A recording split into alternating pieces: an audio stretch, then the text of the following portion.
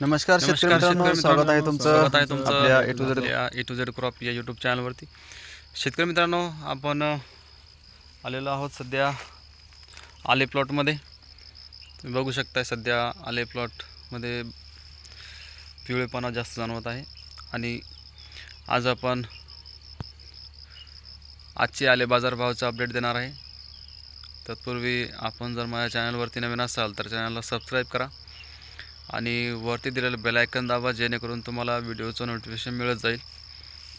शेतकरी मित्रांनो, सध्या अद्रकीचे दर जे आहे तर सांगायचे झाले माझ्या तालुक्यामध्ये जे आहे तर सर्वसाधारण 33 रुपयापर्यंत खरेदी चालू आहे.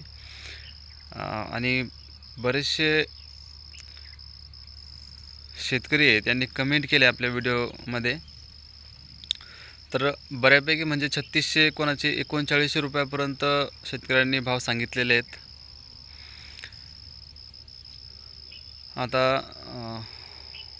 जाफराबाद तालुक्यामध्ये जे तर 33 रुपयापर्यंत चालू आहे. फुलंब्री तालुक्यामध्ये जे तर 3400 ते 3600 रुपयापर्यंत चालू आहे. म्हणजे एक 200-300 रुपयाचा फरक आहे क्विंटल मागे. आणि मी जे हे भाव सांगत असतो हे माझ्या जवळच्या व्यापाऱ्यांची जी खरेदी चालू असते प्लॉटची, त्यानुसार मी तुम्हाला हे अपडेट देत असतो शेतकरी मित्रांनो.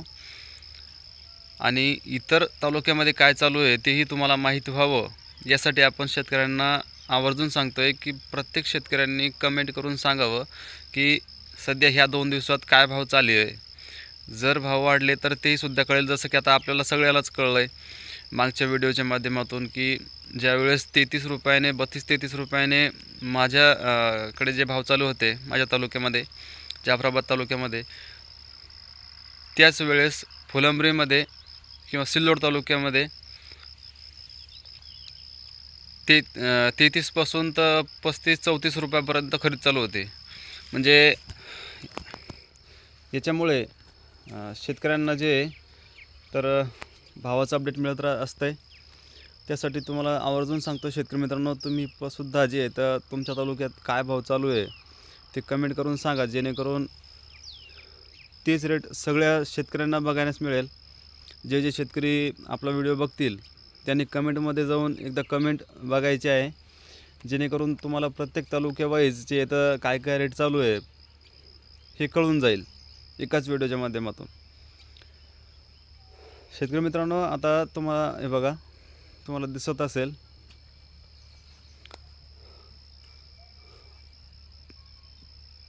पुढं व्हिडिओ चालू करतो मी. इथं माल आज बघा माल काढणी चालू आहे. दुसऱ्या स्क्रीनमध्ये तुम्हाला दिसत असेल ते बघा,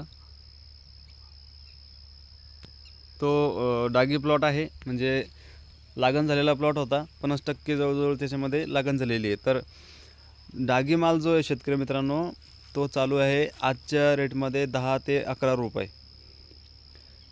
पूर्ण डागी माल.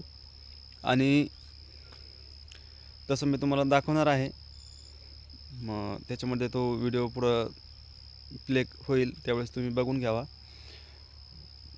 डागी माल 10 रुपयाने खरेदी चालू आहे सरसगट. त्याच्यामध्ये टोळ जो असतो जुना, जे आपण लावलेलं खांड असतं अद्रकीचं, ते वेगळ्या रेटनं जातं आहे. आणि प्लस नवीन जो माल आहे तो वेगळ्या रेटने आहे. तो म्हणजे मग 30 रुपयापासून 33 रुपयापर्यंत खरेदी चालू आहे. आजसुद्धा तेच रेट आहे. अजून 2 दिवसात वाढेल याची काही सांगता येत नाही, किंवा उद्यासुद्धा वाढू शकतात भाव. तर एक अंदाज असा आहे की सद्यस्थितीला हे भाव स्थिर राहणार आहे. ज्या ठिकाणी एक 2-3 रुपयांनी वाढून भेटत आहेत, ज्यांना काढायची गडबड आहे त्यांनी तुमच्या जवळ व्यापाऱ्यांनी चौकशी करून व्यापाऱ्यांशी तुम्ही तो माल देऊ शकता शेतकरी मित्रांनो. त्यानंतर जर तुम्हाला 2 महिने जर अद्रक सांभाळता आली किंवा ठेवता आली तर तुम्ही नक्कीच ठेवा. 2 महिन्यानंतर का होत नाही, भाव शक्यतो वाढतील. झालं तर 1 महिन्यातसुद्धा वाढतील. कारण व्हिडिओ आता मोठं होतं आहे बऱ्याच शेतकऱ्यांनी कमेंट पण केले की व्हिडिओ एवढा मोठा नाही पाहिजे, पण आता सविस्तर माहिती देणं एका व्हिडिओमध्ये होत नाही.